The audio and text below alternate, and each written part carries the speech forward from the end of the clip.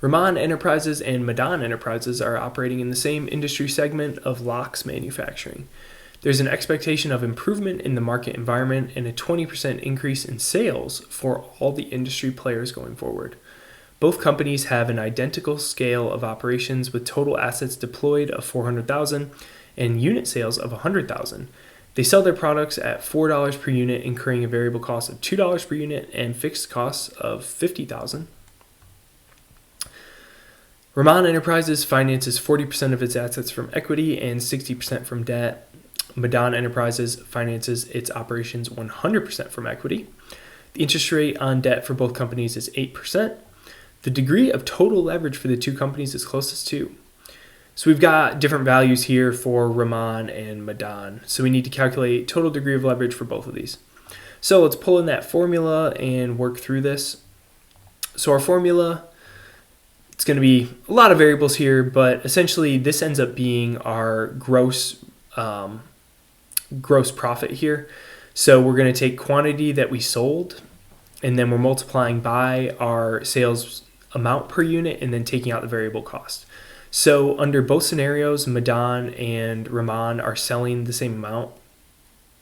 So we have sales of 100,000, and then their P, which is price, is 4 per unit. And then V, which is variable cost or cost of goods sold, is $2 per unit. So they both end up with the same gross margin there.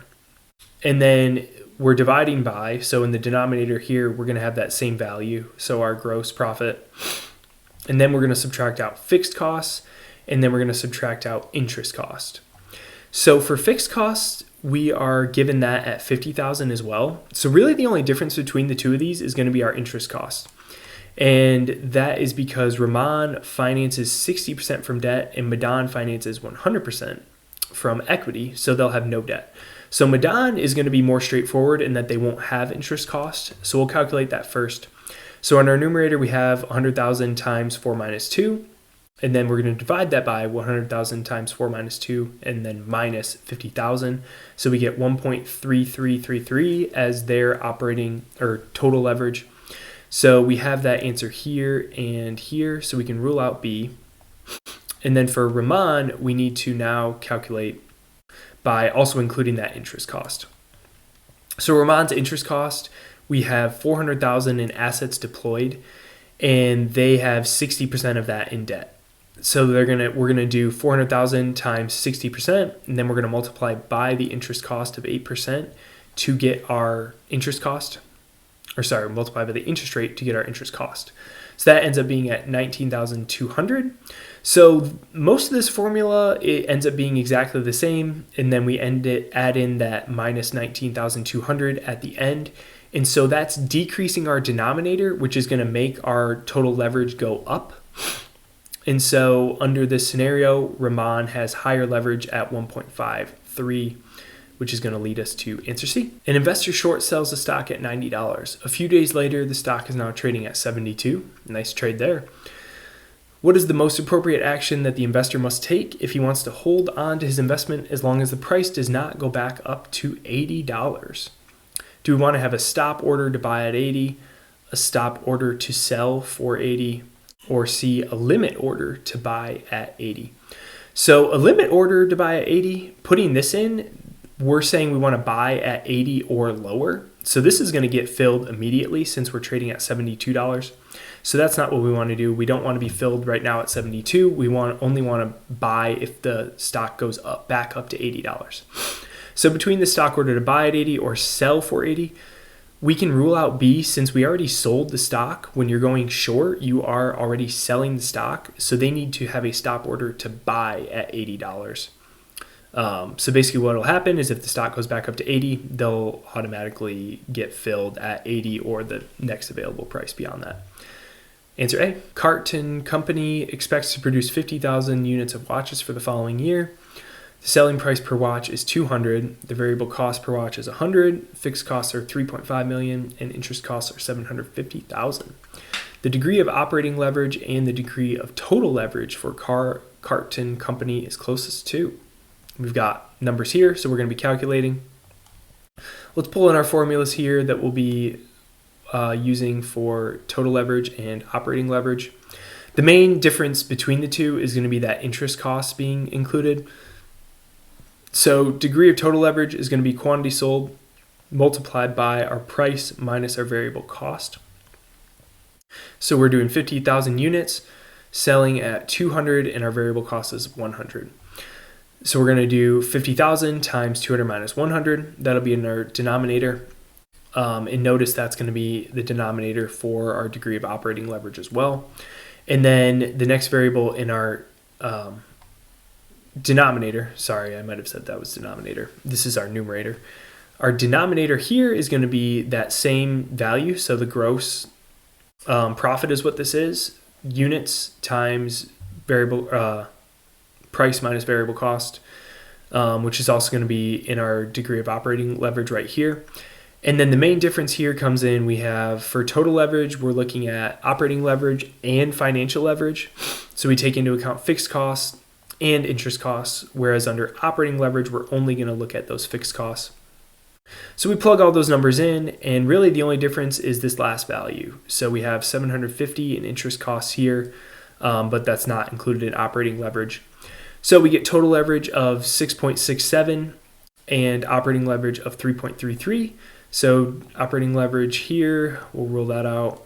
And then total leverage, we can rule that one out and go with the answer B. If the US dollar depreciates and US equity prices rise, which of the following investors in the US stock market is most likely to earn the highest return in their local currency? So in their local currency, a non-US investor is going to not benefit from this depreciation. So this is going to be bad for non-US investor, and for a US investor, all they really care about is the equity, and the dollar is not as relevant for them. So who's going to have the highest return? A US investor who reinvests dividends, or B, a non-US investor who reinvests dividends, or C, a non-US investor who does not reinvest dividends? The dividends are not super relevant for this question. The main thing we want to be looking at here is the dollar depreciating and whether that's going to affect a US or non-US investor. And that's going to be a major negative for non-US investors. So it's going to be most likely that the US investor will have the highest return here.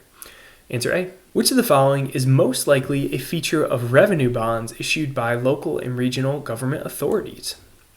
So revenue bonds are typically going to be bonds that are tied to some specific project. And so the project may be to build a toll road, or a lot of times they might be airport related.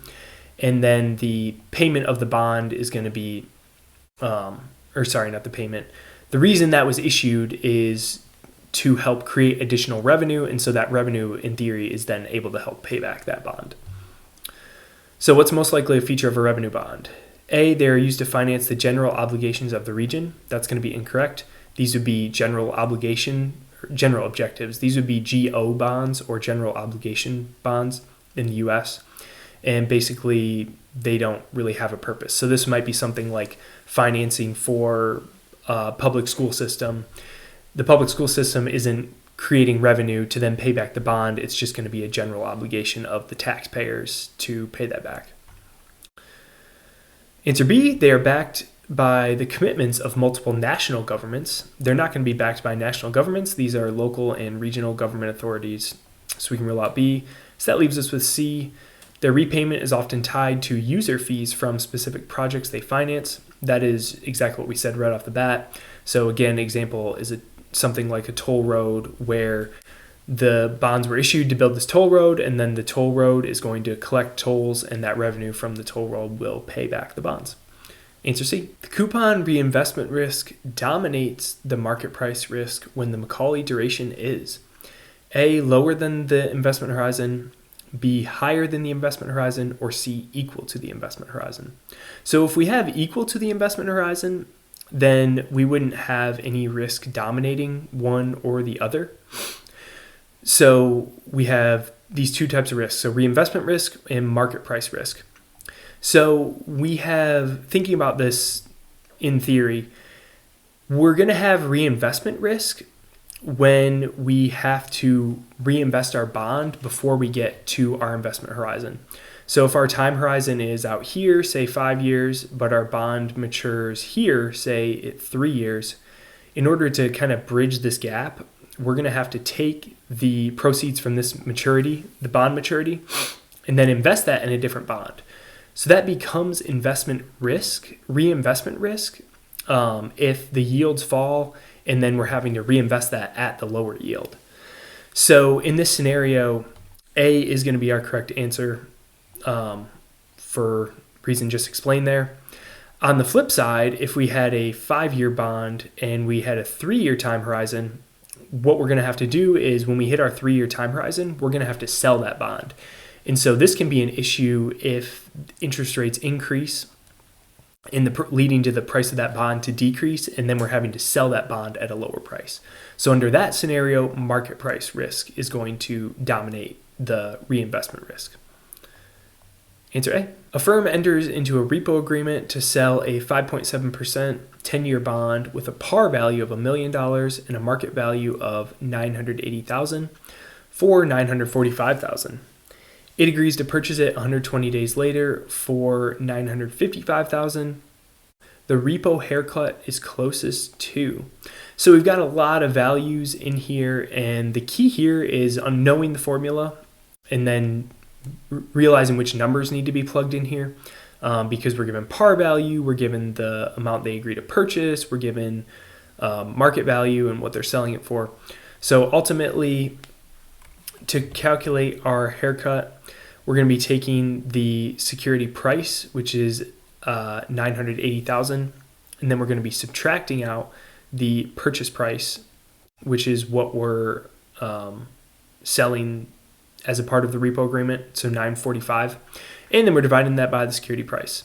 So it's going to be pretty straightforward. We get $35,000 over $980 times 100, which is 3.57, gives us answer A. So the issue comes in here is if we would have used the purchase price later on in order to calculate this or something. You would use the purchase price to figure out what yield they're getting on the repo agreement, but the haircut is going to be calculated using the security price and purchase price. Answer A. A corporate bond with 10% annual coupon and 2 years to maturity is trading at 100.75. Meanwhile, a 2-year government benchmark bond with an 8% annual coupon is trading at 100.95. If the 1-year and the 2-year government spot rates are 2.4% and 3.5% respectively, stated as effective annual interest, then the G spread is closest to. So G spread is going to be our corporate bond spread or yield above the government benchmark bond yield. So this 1-year, 2-year government spot rates information is not going to be relevant. What we're going to do is we're going to calculate the yield on this corporate bond based on all the features they gave us. And then we're going to calculate the yield on this government bond based on all the information they gave us. And then we're going to take the difference between those two to get the G spread. So let's pull up our calculator to do this. For our corporate bond, we'll calculate first. We're going to have an N of 2.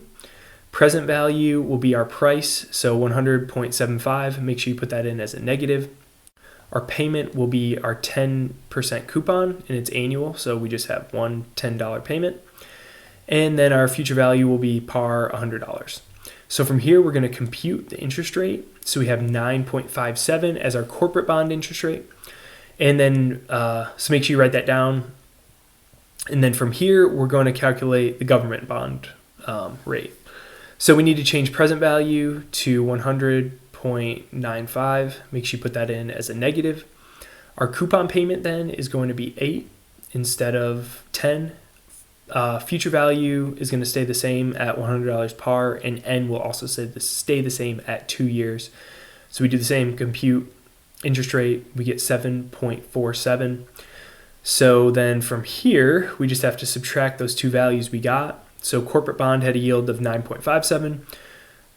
Government bond was 7.47, which is going to equal 2.1 difference or 210 basis points. Answer C. A bond has an annual modified duration of 5 years and a convexity of 92. Given a 350 basis point increase in yield, the approximate percentage price change of the bond is closest to. So we're going to be using all these inputs in the question in order to answer this. And we need to know our formula, essentially. So our formula is going to be a negative modified duration times change in yield. And this is a negative because change in yield is going to be inverse to the price. So when prices go, or when yields go up, that's going to lead to a price decrease. When yields go down, that's going to lead to a price increase. That's why we have that negative in front. And then we're adding to that 0.5 times the convexity multiplied by the change in yield squared. So we're given all these values. We've got convexity, we've got duration, we have the change in yield. So it's really just a matter of plugging those in. So we're going to have minus 5 modified duration multiplied by 0.035, which is our change in yield. And then we're adding that to 0.5 multiplied by 92 multiplied by 0.035, again, change in yield squared, which gives us minus 0.1187, which would be equal to 11.87% decrease. Answer A. A $1,000 par value bond with 6% annual coupons matures in 2 years. If the required rate of return on the bond is 11%, then the current yield on the bond using simple compounding is closest to. So our current yield is going to be straightforward. It's going to be our coupon divided by the present value. So the coupon will be the 6% multiplied by par, which is going to be 60. And then we need to figure out what the present value is going to be. So to figure out present value, we will pull in our calculator. And before we do that, I'll pull in all these numbers. So we're going to compute our present value using time value of money on the calculator. So we're going to have N of 2, our interest rate of 11, and we were given all these values. Present value is what we're going to solve for. Payment is going to be 60, which is also going to be used in our current yield calculation. And then future value will be par of 1,000.